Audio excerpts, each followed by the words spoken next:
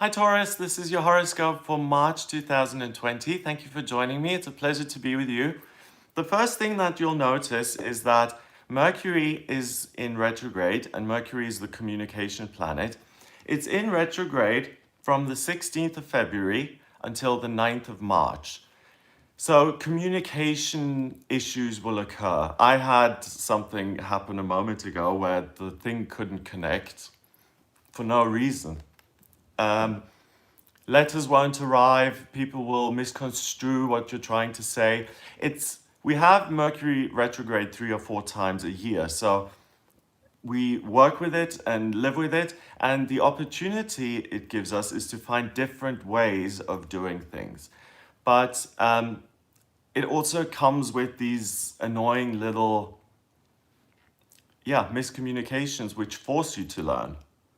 So on the 5th, it goes back into Aquarius because it's retrograding. It's going out of Pisces, it goes back into Aquarius, and that happens in your 10th house of career, and then it moves forward again and into Pisces. So it goes into Pisces twice. Because it's in your 10th house of career, don't make any major changes or don't speak your truth that you really feel that needs to be said until the 9th of March onwards. Only do it from the 9th onwards, because there's really the potential for you to mess up your working situation by spouting a lot of rubbish that other people don't like and that has a negative effect on your working situation. So keep it simple and try to listen and learn rather than to educate other people from the 1st until the 9th of March.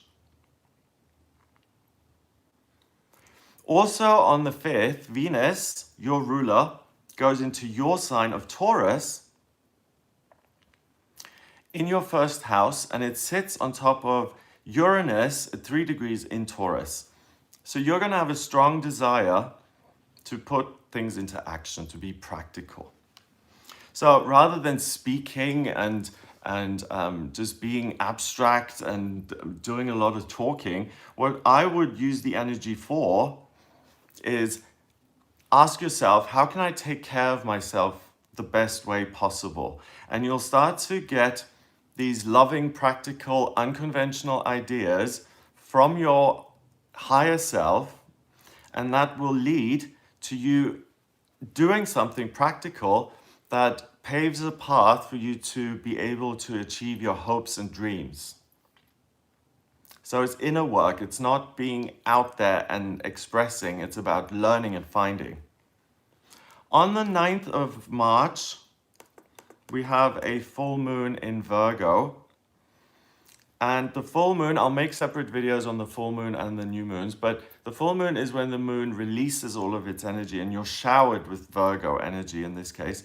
And it sits in your 5th house of romantic relationships.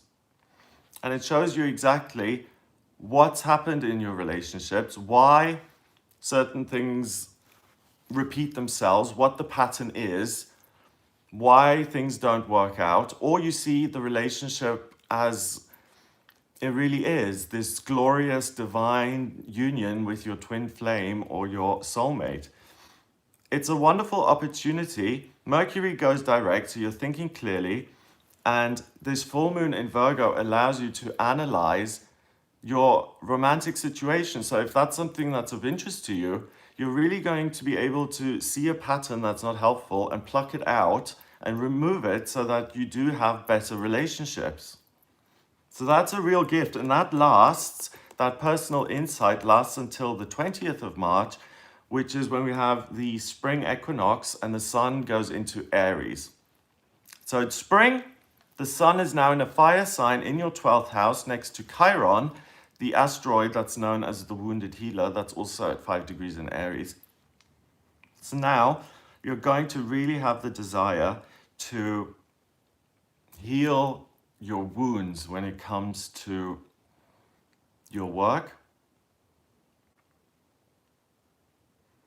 and the way you've been treated, I feel. Again, it's Jupiter also conjuncts Mars on this day, you see. So it's a bit difficult in the sense that you're going to feel conflicted. You'll want to say, this doesn't work for me in your job, and I want to make these changes. And that's going to cause a lot of friction with other people. If you just do it, if you don't ask for permission, but you do the things you want to change, it's far less likely that you're going to have to apologize for doing it, because what you're practically doing, if you keep it simple and work to create something loving from within yourself, then it'll be successful and people will applaud and say, very well done.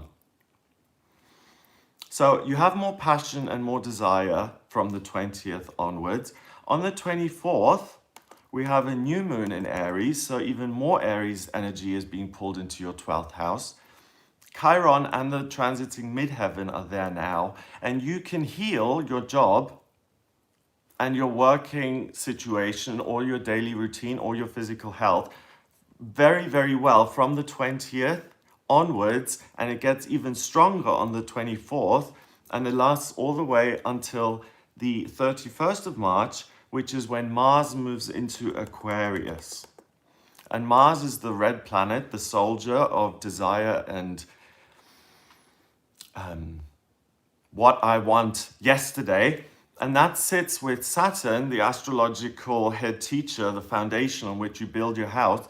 That both of those now sit in your 10th house of career, in Aquarius, the sign of the humanitarian. So now in April, you're able to communicate in your work because you're articulating the things that you're meant to articulate. You're not complaining about the role you've got. You're working and happy in your job, and you're working really well. So for all of the Tauruses out there watching this who have problems with your working life, you can really use this to transform it and to heal the wounds as such. You know, if you wake up on a Saturday morning and you dread Monday already, then you know you're in the wrong situation. So that's what I get for you for March. If you would like a personal reading with me, then please get in touch via my website. It's gregoryscott.com.